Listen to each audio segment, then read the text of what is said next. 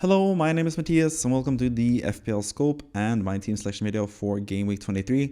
And as always, before I go into my plans for game week 23, we have a lot of other things to go through. And even more so this week because it's such a short turnaround since the last game week that we had that I haven't been able to do my weekly wildcard draft video that I usually do. So that's going to be included in this video as well. So let's just get to it straight away. First thing on the tablet is talking about my game week 22 score. Just pretty shortly, I had the Foden captain. Kind of when the Man City game started, I kind of felt not too good about it because he was placed out wide and De Bruyne was in the middle. And Alvarez was playing up front, and Alvarez was actually the best player in that game with 13 points for Man City. So he would have been the best captaincy option. But I think Foden has looked better than Alvarez recently, so I just sort of figured that I would keep up happening as well. But obviously with the inclusion of De Bruyne into the starting lineup, Alvarez will benefit because he got that pass from De Bruyne that made sure that he scored a goal. That was the second goal that he had that game, while Foden was sort of shifted out to the right. So I probably should have seen De Bruyne's inclusion affecting the Man City assets in different ways. And it actually seems to benefit Alvarez. And it's definitely going to benefit Haaland when Haaland is back. But Alvarez with 13 points, at least I have him still. I'm pretty happy about that, at least with the 13 points. My strikers in general were really good. Foden ended up with 1 assist in the second half for Rodri, getting him 6 points, 12 points as my captain. Acceptable, I guess, but I always want more than just the 6 points from my captain, I guess. But yeah, like I said, the strikers were also really good. Watkins had 7 points himself, scored a goal against Newcastle, even though Aston Villa lost that game.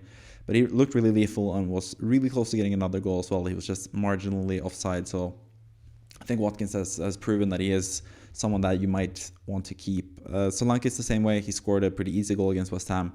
Didn't really have too many chances apart from that against West Ham, apart from that gift that I got from Calvin Phillips on his West Ham debut. But I still think Solanke is a really good player, and we'll get to talk more about Solanke in the upcoming weeks. But he scored that easy goal at the start of the game, got 2 bonus points, which was really nice for him and anyone that has him in FPL.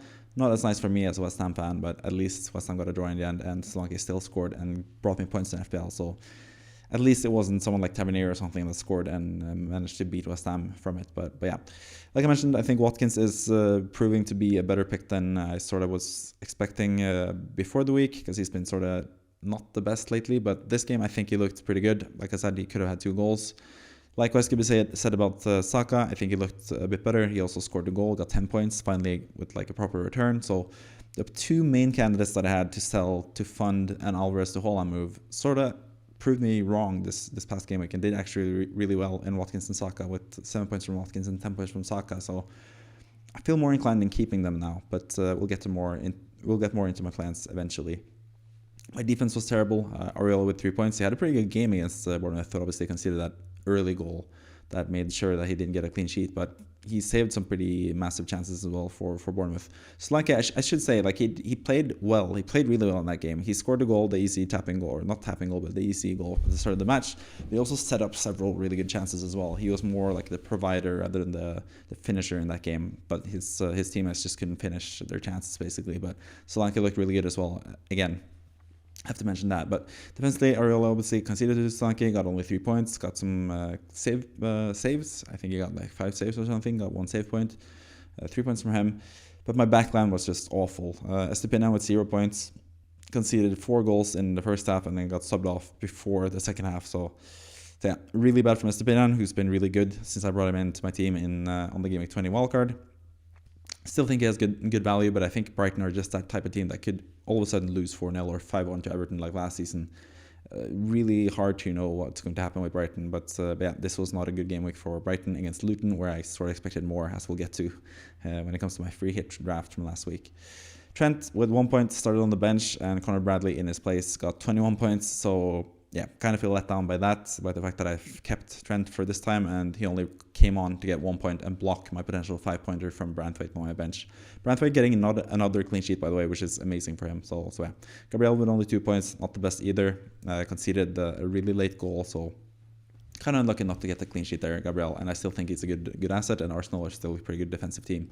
Palmer blanked, got only 2 points. Tough game for him against Liverpool. Chelsea probably should have had 2 penalties, but I digress. That didn't happen. But it just proves that Chelsea are always on the hunt for penalties and probably are close to getting a penalty every game. So Palmer just proves his worth, basically, even though he didn't really provide much apart from that in the game. Garnacho, I think, was really unlucky not to only get 1 point, especially seeing as he got a yellow card for the celebrations of the winning goal at the end. Man United scored 4 goals. Garnacho actually had a really good game, set up his teammates several times for easy chances to score, but they just couldn't provide the goods in front of goal. Haaland missed like a mega chance provided by Garnacho. Some other players also missed some big chances provided by Garnacho. And right before the half, Garnacho was almost put through on goal by Fernandes as well, but the pass wasn't good enough. So Garnacho, I think, was really unlucky not to get more points, and I still think he's a decent asset, but he's obviously also just a placeholder or just like a cheap asset to have allow more expensive players in the team, basically. Because yeah, I still have Salah on my bench. That's going to be like the major talking point, I guess, of the plans. But he's on my bench still. I'm still hoping kinda he's back for game 24. At least if I keep him, I might sell him now, which is partly due to what's happening with Liverpool and their potential double game 25 game week not being a double at all, just being a single game week. If that's the case, Salah's definitely on the chopping block. So yeah, Salah on the bench, 0 points. Gusto 0 points as well. He actually came on and got to play, but he conceded twice for Chelsea against Liverpool. So 0 points from Gusto on my bench as well. And De Bruyne with 3 points, equaling Areola in goal with 3 points. In general, 59 points. Decent, like middling game week, not particularly good, not particularly bad, and that's reflected in my overall rank. I got a very small green arrow, by like 1,000 places, I think I went up. So in total, pretty much just like a non-starter week where I basically was just treading water, and I think that's pretty good because I wasn't too optimistic about this game week. So I think that's actually a win for me. 1,334 points currently, a rank of 54k, 32 points behind the top 10k, which is my goal every season.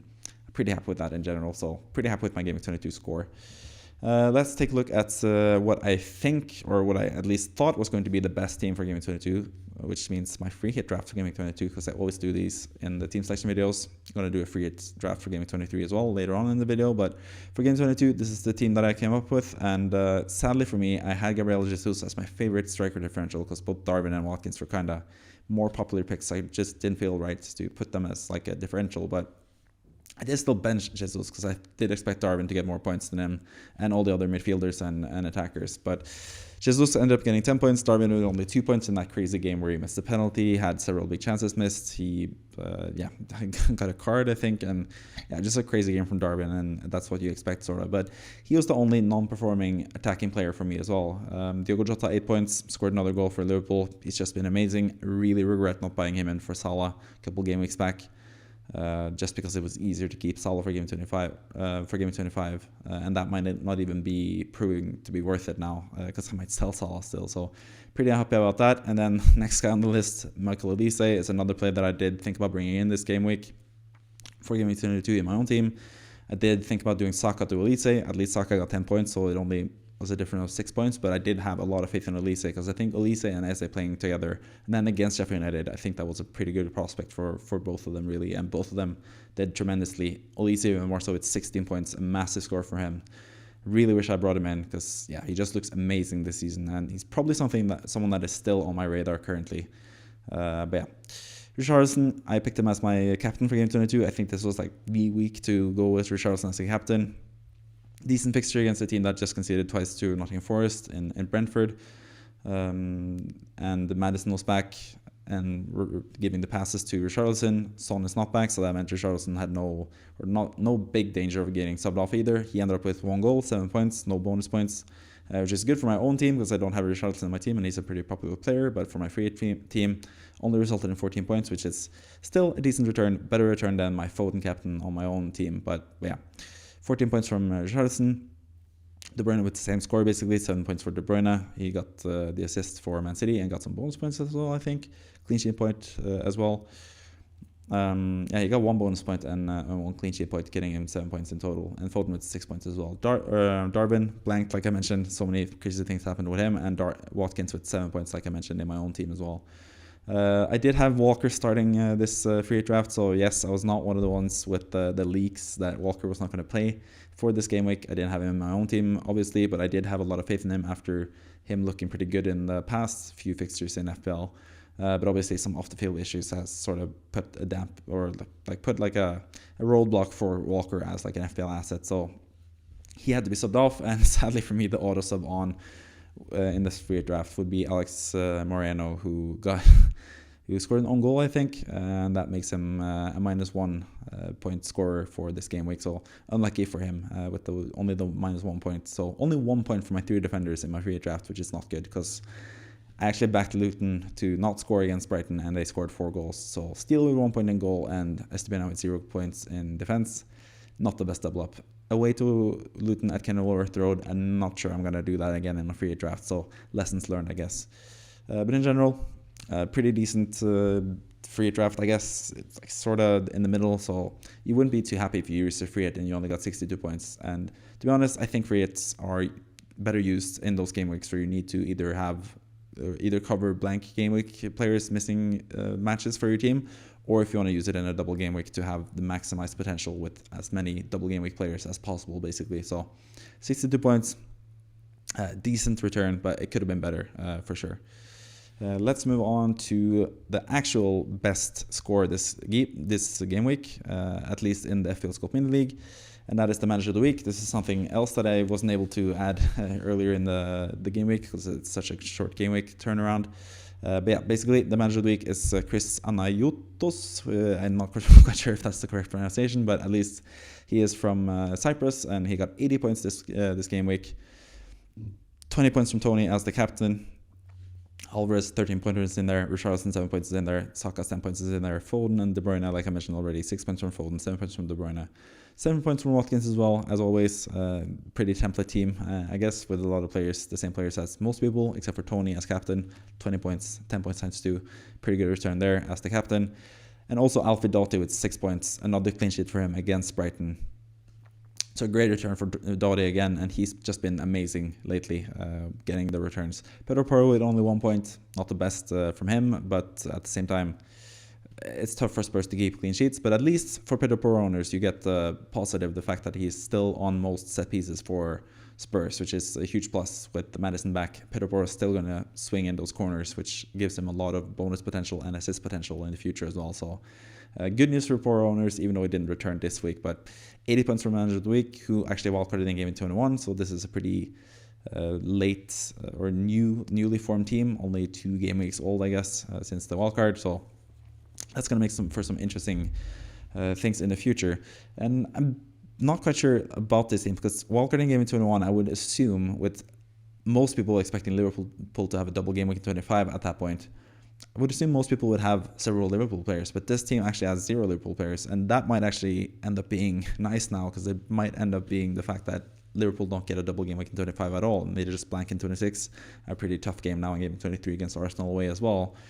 So maybe this manager is actually better off without the Liverpool assets, but in general, really good season so far. It says that it's the first season of this manager in FPL. Maybe it's just a new account and they actually have some FPL experience, because if they don't have FPL experience, then 19k at this point of the season in Game Week 22 is absolutely amazing. A green arrow, obviously, as the Game Week rank is 118k in total from a massive score of 80 points this week. 1,355 points in overall points. Also amazing, better than me. So hats off to you, and yeah, glad that you're in the FPL Scope Mini League, and all of you guys watching can be in the FPL Scope Mini League as well if you join with the league code V9JT0D, and you can become Manager of the Week and be featured on either the podcast, the FPL Scope podcast, or as a standalone video in this team selection video, for example, if you get the highest score in one particular game week this season. But speaking of no Liverpool players and this manager, let's look at the future plans for this Manager of the Week, because that's also part of the deal here. If you are the Manager of the Week, I'm going to talk about your team for the next game week. Chris here did 0 transfers this past week, which means that he has 2 transfers. He also has more than enough money in the bank to do Alvarez to Haaland just straight up. So I think that's what I would advise for this person to do. It seems like Haaland is now fully fit to start, but if we get some leaks or some indication that Haaland is not going to start, then you could probably just wait on doing this transfer. I still think Alvarez is a bit of a minutes risk, so I think he is someone that you could look to sell, especially with this team with no real pressing issues. You could potentially sell Saka if you don't really like him, but I think Saka still is a nice player to hold for now, at least, as well. So yeah. The benching decision is basically the biggest headache here, with Tony benched, currently playing Man City. But Tony is a big game player who could show up in those games against Man City, so maybe you don't want to bench him either. Maybe you want to bench one of the other City assets, maybe Foden, maybe you don't expect De Bruyne to start. that might be something that you do. But most likely, I think Haaland starts this game, and most likely you want to bring in Haaland and potentially captain him as well, especially for this team with no Solanke. But if there are thoughts that Haaland is not ready to start, I think you could easily also do just Alvarez to Solanke and then have a pretty difficult decision between Solanke, Watkins, and Tony. Who do you sell to bring in Haaland next week? And that's going to be a pretty huge open-ended question there. That's if Haaland doesn't start this week. But if Haaland's ready to start, you probably just do that move and basically do the template move. But I think there's a strong case to be made for Solanke to be brought in and be captain, because he's playing Nottingham Forest at home. That's the same team he scored a hat-trick against just a couple game weeks ago. And he's still looking really good. He still has the third highest amount of goals this season, behind only Haaland and Salah. So I think he is a really good asset this week. So I think Alvarez to Solanke is a really good move if you're not sure about either Man City striker and you just want to hold off for one more week. Because obviously this team has 2 free transfers and without any other real pressing issues, especially with Aston Villa having the Sheffield United away game. You don't really want to sell Konsa. You could sell Dawson, I guess, sell him for someone else in defense. Maybe prepare for blank game week 29 if you want to do that. But I don't really see any standout options that you can bring in for that midfield spot, really. So yeah, I think Dawson is also someone nice to just keep. He's been getting a lot of returns lately. Got an assist this past game, even though he only got 2 points because of other factors. But he's getting a lot of goal returns. He's getting some clean sheets now as well. So I think Dawson is still a decent pick as well. But apart from that, I think this squad is just really stacked in general.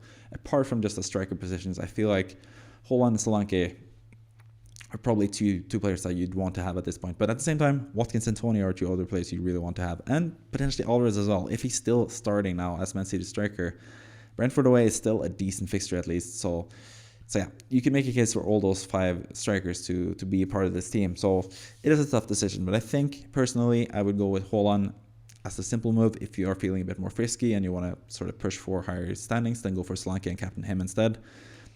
So it's basically up to you whether you want to be a bit risky with Solanke, which is still not the biggest risk, but captaining Solanke is a bit of a risk because he's not going to be that highly captained this week.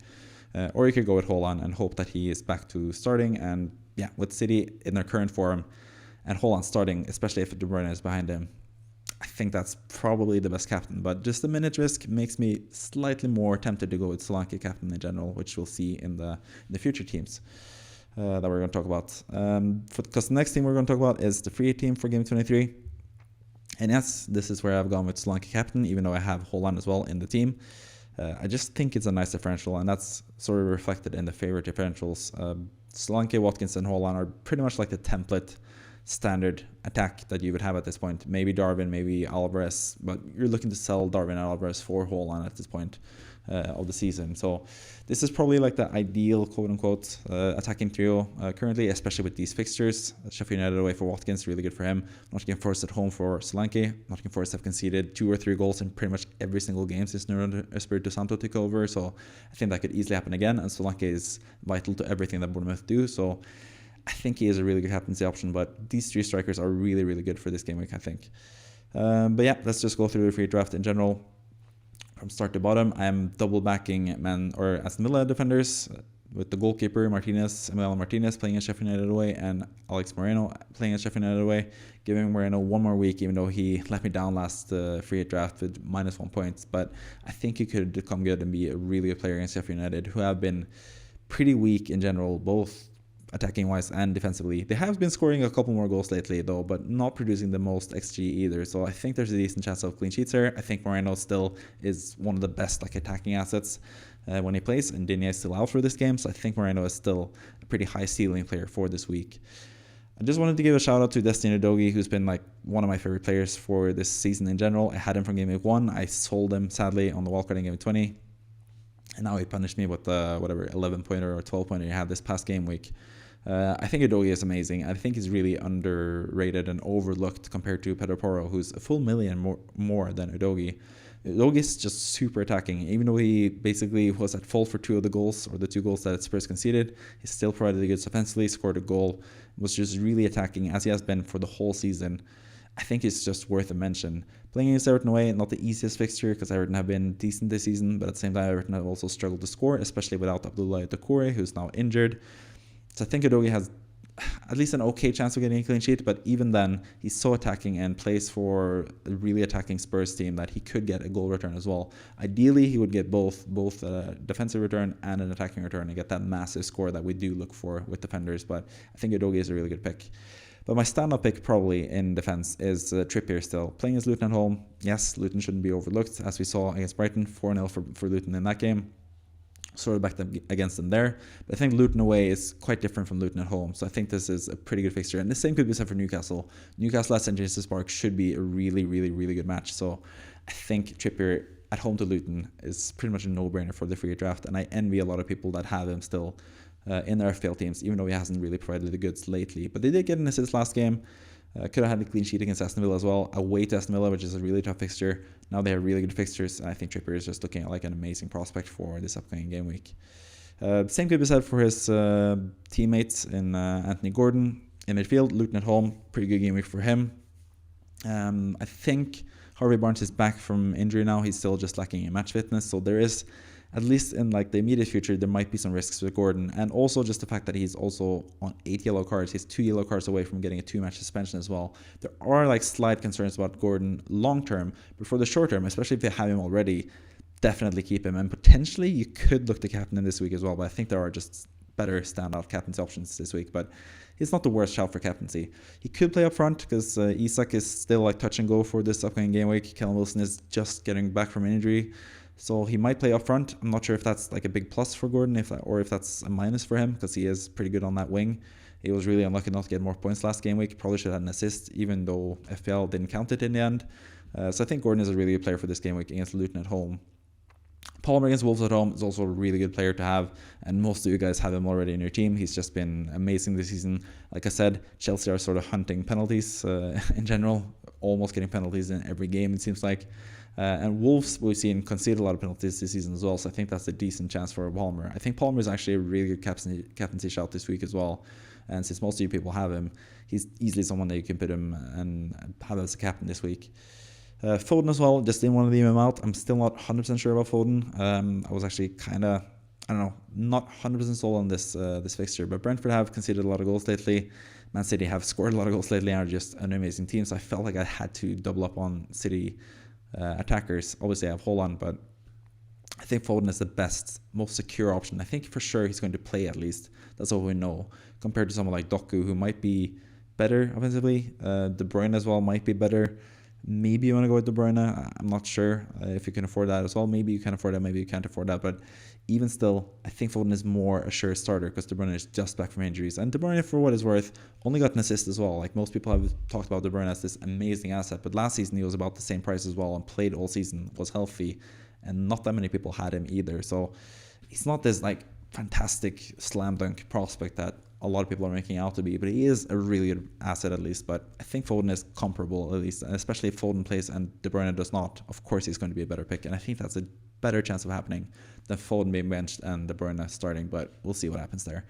Pascal Gross as well, I think most people have brought him in for like the past game week or two.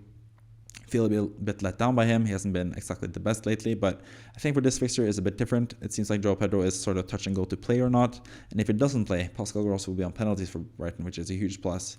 Crystal Palace are also really bad defensively when it comes to set pieces conceded, so I think Gross could get points from that as well. And also Crystal Palace might be without, especially Eze, but potentially Olise as well, which will definitely weaken them and make Brighton the favourites to win in this derby. So I think Gross is actually a really good shout this week, and he's my favorite midfielder differential. And then we come to the attackers. I've talked about these guys at length already. I'm going to talk about them more in the weekly Wildcard draft, so don't really have to talk more about them. Watkins, Solanke, Haaland. It's pretty simple. I think it's a pretty good starting striker trio currently. With Solanke as captain, because I just like that differential chance, at least.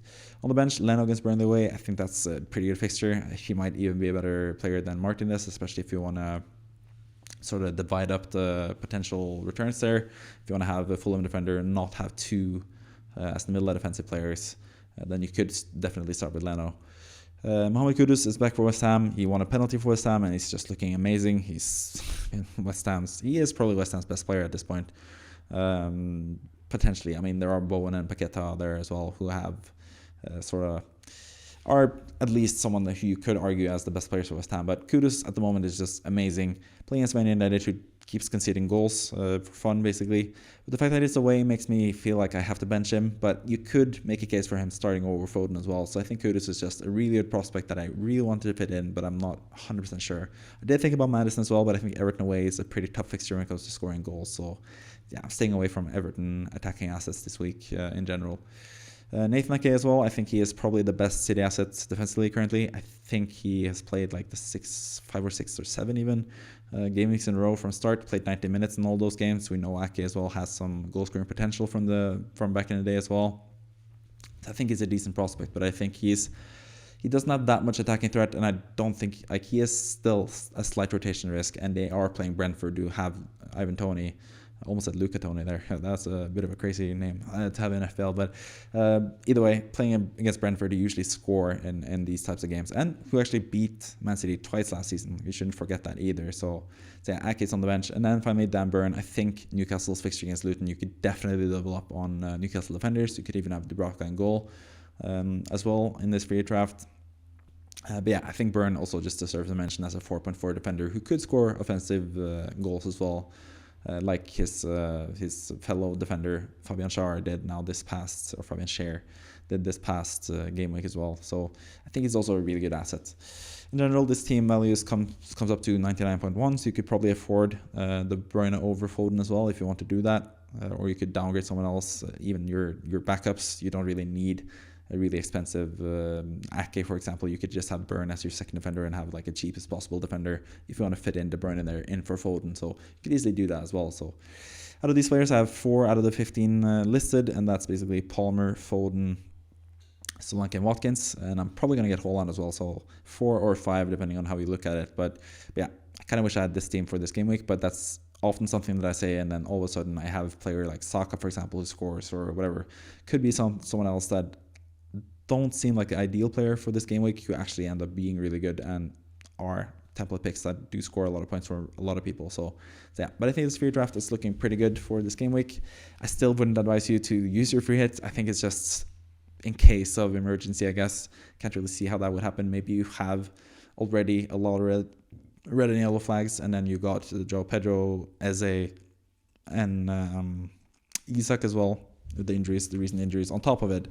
Then maybe use the free hit now, but I think it's just advisable to keep it for, especially if Game Week 29, in my opinion, where you have to cover some blanks, or in Game Week 34, which could be both a blank and a double game week, where you could really use a free hit to just switch up your team completely. So I wouldn't advise you to free hit this week, but I think if you do, this is the best team that you could do for Game Week 23 on a free hit. And we'll see if I'm right next week. By the way, that has been the free hit draft as well. We have 2 more things to talk about, and the first is, like I mentioned at the start of the video, the weekly wildcard draft. I haven't been able to do a proper video this week on it, so this will be like a short version, I guess. So let me just quickly go through each and every pick from number 1, which is the player that I deem the most important player to have currently in FPL, all the way to number 15, who I deem to be the least important player to have in my squad of 15 players at least. Number 1 is Haaland. He's back now. He's most likely going to start against Brentford, and after that, Everton at home, the double game week against Chelsea and Brentford. They have a confirmed double game week. They don't play in 26. City assets are basically a must at this point, and that's why I've tripled up on them, as you can see. But yeah, Haaland makes all the sense in the world. We know how good he is. I don't really have to talk more about him. Palmer as well. He's a standout player at this point. Like I mentioned, Chelsea get a lot of penalties. Palmer is even without penalties, he's a good asset. And even if he was more expensive, it would be a good asset. So yes, they do have Man City in Game Week 25. Yes, they do blanking Game 26. But Palmer is just someone that you want to have in your squad regardless. Like I guess you could make a case for him to be sold for just a couple game weeks and then bring him back at some point. But I'd rather not lose the value personally if you have value in him. But if you don't have value in him and you're just wildcarding and you do want someone else, then maybe go with someone else. But I think Palmer is just a really nice pick for the entirety of the season. Basically, he can be on the bench for those game weeks where you need other players. So yeah, Palmer is amazing.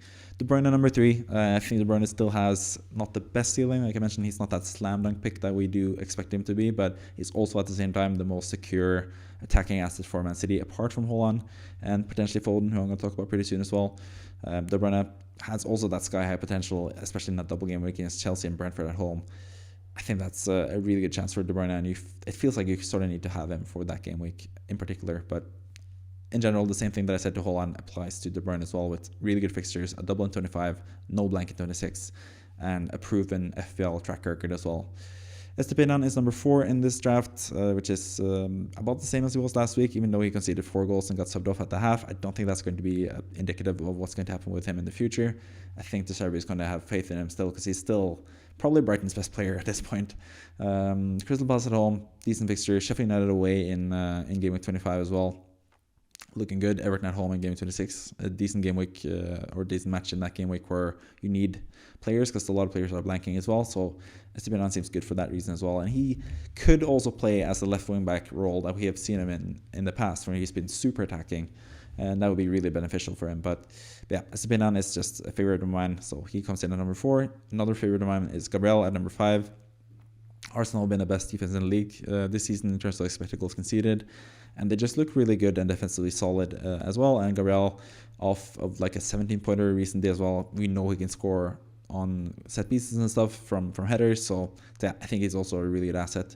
Foden, same thing as I said with De Bruyne and Haaland, just the fact that he's not as prolific as those guys, but he's also cheaper than those guys, so he comes in at number 6. I think he's also still really good value, but I do think maybe you could potentially have a different City asset. Maybe you could have a defender, maybe you find someone good, maybe Walker comes straight back into the team and it's actually fine to play. I think he would be a really good asset, potentially better than Foden. Alvarez, maybe he still starts and Foden is the one to be dropped. I don't think that's going to happen, but after this past game where Foden got subbed off earlier than Alvarez, maybe that's going to happen. But at the same time, we've seen Alvarez in sort of that number 10 role behind Haaland, and he didn't really provide that many points. At the start of the season, he did when I had him as well, where I got a lot of points from it. But after that initial 5 game weeks, he hasn't sort of been the most explosive asset as like the number 10 behind Haaland. So I think Foden for now is the 3rd best Man City asset, and that's why he comes in at number 6. Number 7, we have Watkins, who has just amazing fixtures, and he might even play in Game Week 29 as well, depending on what happens with Aston Villa and Chelsea in the FA Cup, and their next round against Leeds as well, potentially.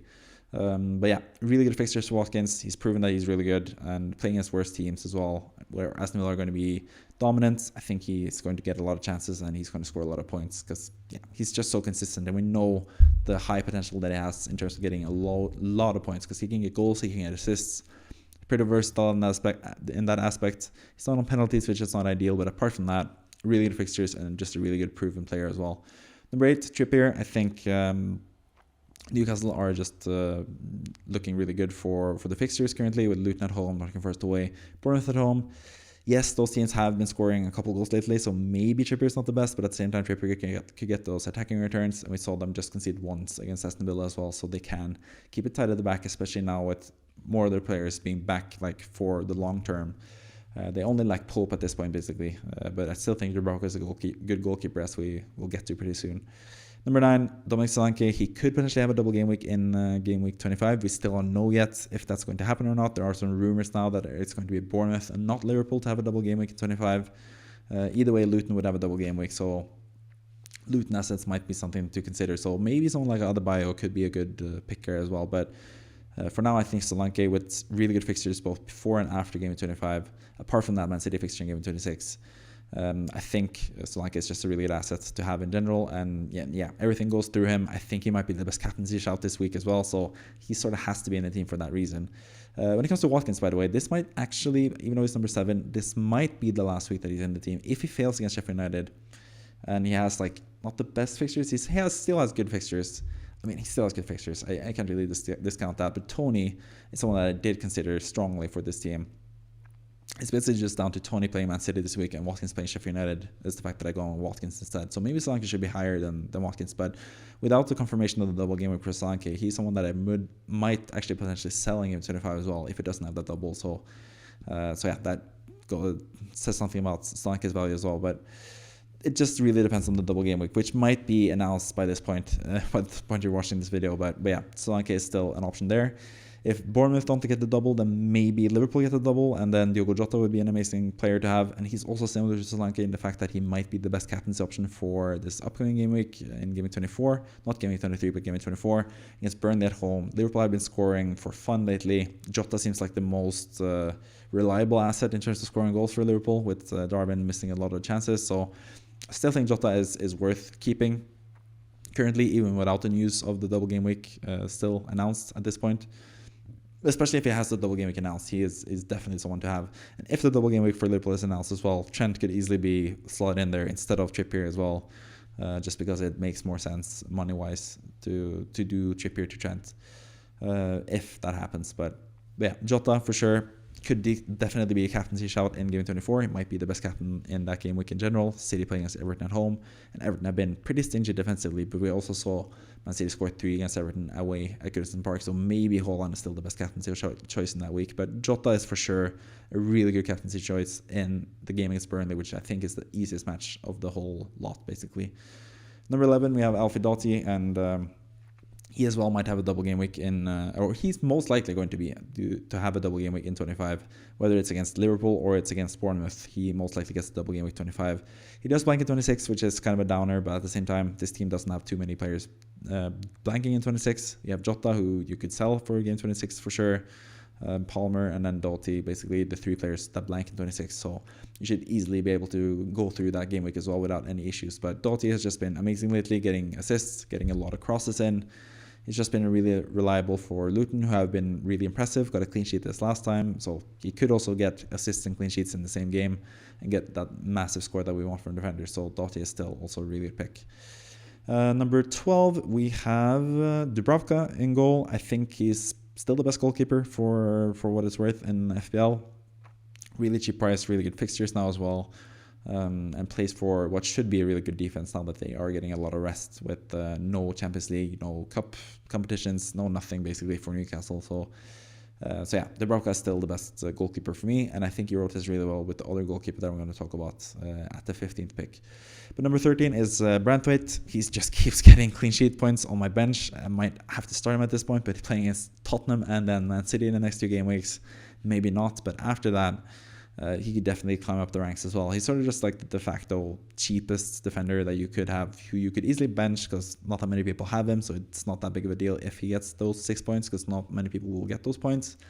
And it could also start for you if need be, because Everton have kept a lot of clean sheets lately and are really good defensively. So yeah, just really like Branthwaite in general, and that's a nice safety player basically, who can't really hurt you and can't really help you as well if need be. Number 14 is Anthony Gordon. I did mention those issues that I have with him, potentially with the yellow cards. He could get suspended with 2 more yellow cards.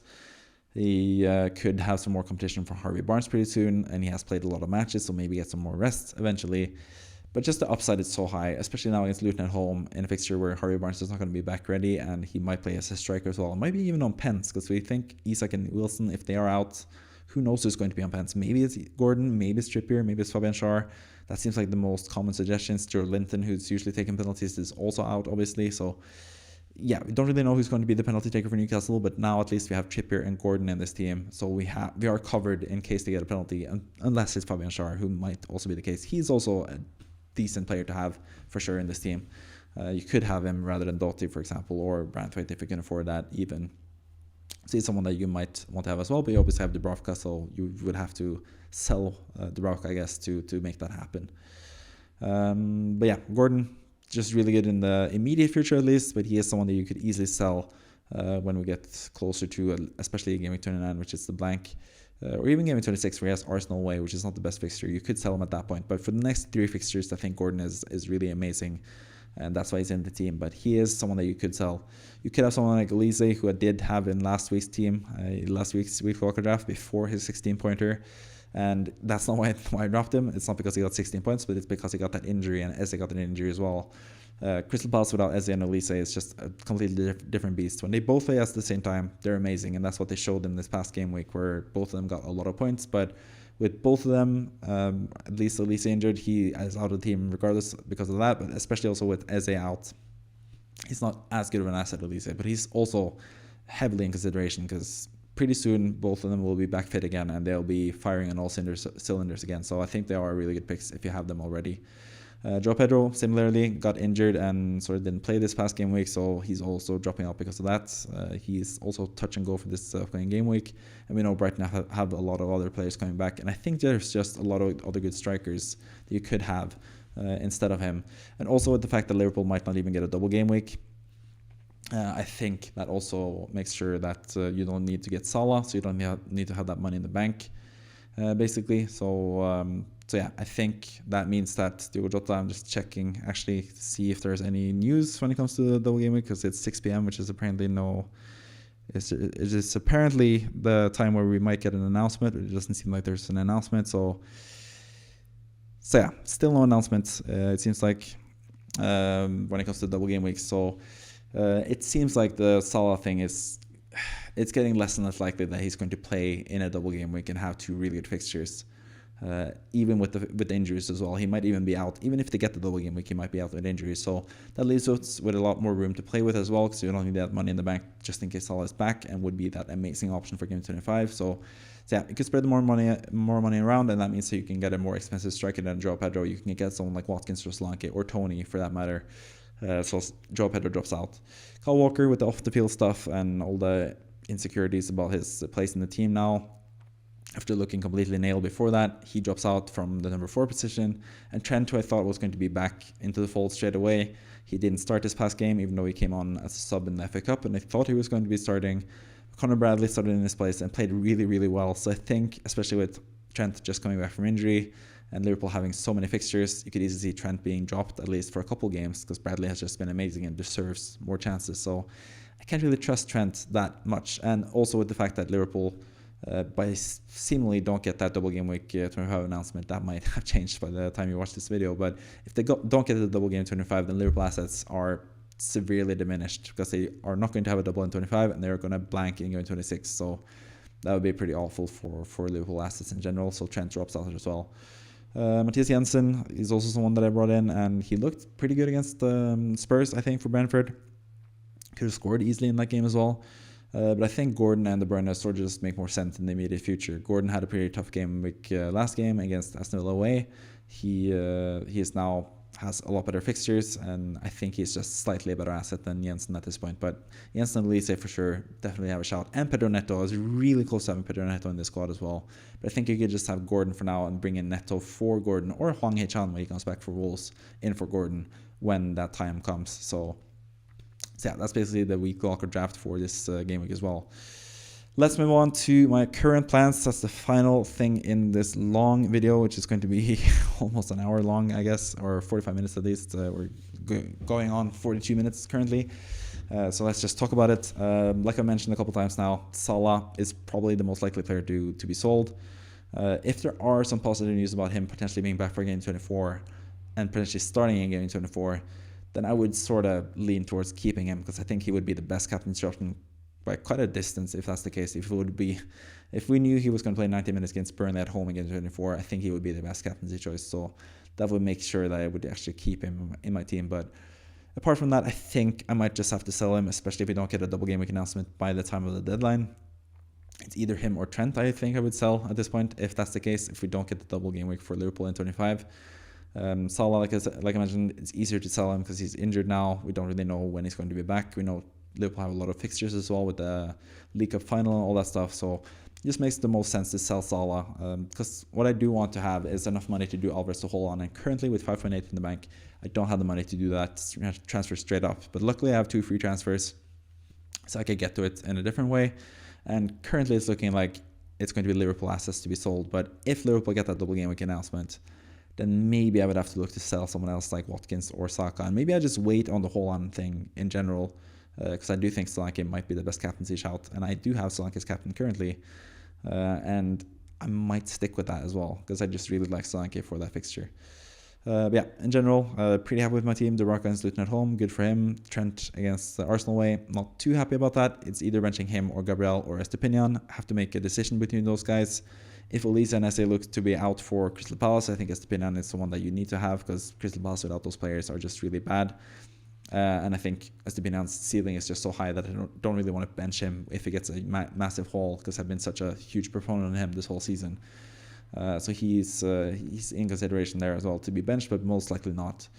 Gusto is also someone that I'm probably going to start. He didn't start this past game because he was coming back from injury, but I think he's going to start for Chelsea now, so he makes sense, I think. I just thought, I don't feel too good about any of the defensive players that I have, but Gusto against Wolves at home, he has proven to have a lot of attacking talents as well, Gusto, and Chelsea could keep a clean sheet potentially, so yeah, I think he's the best defender that I have currently, but for this game week. But yeah.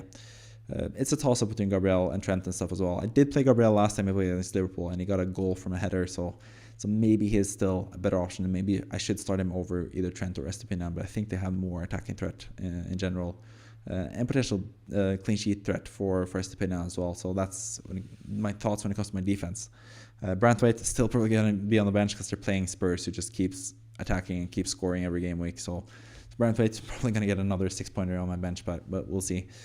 When it comes to midfield, Palmer, Foden, Saka, Garnacho, pretty happy about all of them really. Garnacho is basically the only out there pick, I guess, but I think he's looked really good lately, and I think Man United looked really good as well, attacking wise. They've scored a lot of goals at least, so I think it's only a matter of time before Garnacho gets that massive score that I'm waiting for. I think that's going to happen at some point this in these game weeks. Sort of feels similar to the fact to when I had Hwang Hee-chan right before the Wildcard in GW20 and right before he left for Asian Cup. Had him for a couple game weeks and he didn't really perform that well in terms of getting goals at least. But then he had that massive game week where he had 14 or 15 or 16 points. I can't remember exactly, which was amazing for me, a really good feeling. So I think that's going to happen for Garnacho at some point. He's playing really well currently. So I think it's going to be a good game week for him at some point. Hopefully not this week against West Ham, which is my favorite team. But still, he might even still do it, especially at Old Trafford. Saka is also someone that I could potentially sell. Liverpool at home is not the best fixture, but we know Saka could get points anyway, and I don't really see any standout options. Maybe Gordon, he is in my Wildcard draft, and Saka is not, so maybe that is how I fund Alvarez to Haaland if I don't sell any of my Liverpool assets, assuming Liverpool get that double game week and we get some positive news when it comes to either Trent starting or Salah being back fit earlier than expected, or both at the same time potentially. So maybe that's my third option to fund Alvarez to Haaland, is to do Saka to someone cheaper like Gordon, for example, or Pedro Neto for that matter, who might be better long term. That might be what I do if I want to keep my Liverpool assets. But currently, looking at selling Salah and most likely for De Bruyne, I just feel like he is the best potential City asset to have next to Haaland and Foden for that matter. So I think that's probably what I'm going to do. But yeah, I have 2 free transfers, all chips available, 54k in the world, 32 points spent, top 10k, in a pretty good position at this point of the season. And I feel like also I have the luxury to be a bit more out there and go with someone like Solanke as captain, even though Haaland's probably going to be a pretty popular captaincy choice, unless we get news that he's most likely not going to start, or any inclination or indication that's not going to be happening for Haaland, the starting position for him. But either way, talked enough about my team. I think it's pretty straightforward for this game week. I just want to have the funds available to do Alvarez to Haaland. It just remains to be seen what I do to finance that. I do think De Bruyne is really good. I think Trippier is also obviously a really good player to have. Both of them are in my Wildcard draft, so it makes sense for me to be looking to bring them in, because I think they're going to be good players for not just this game week but also for the future. So yeah, either Salah to De Bruyne or Trent to Trippier, and then on top of that, I probably do Alvarez to Haaland as well, if it seems likely that Haaland's going to start. But yeah, that's basically my team. Solanke captain, maybe. Haaland captain, maybe. It's sort of 60-40 in favor of Solanke at this point.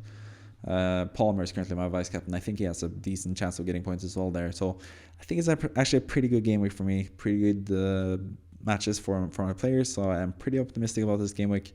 But it could all come down crumbling if I don't captain Haaland and he is amazing and Solanke does nothing. But we'll see what happens there. But either way, that has been this lengthy ass team selection video for Game 23. I hope you enjoyed it. I hope you stayed through this whole video. Maybe you've jumped across segments, because I know a lot of people do that as well, and I do that as well with other people's content as well, so I don't blame you if you do that. But if you're still listening, whether you've jumped around on the video or you've watched it all the way through from minute 1 to minute 49 as we reach it now, it would mean a lot to me if you like the video or if you subscribe to the channel if you haven't already. So with that in mind, thank you for watching this team selection video for Gaming23, the longest one of the season, I'm sure.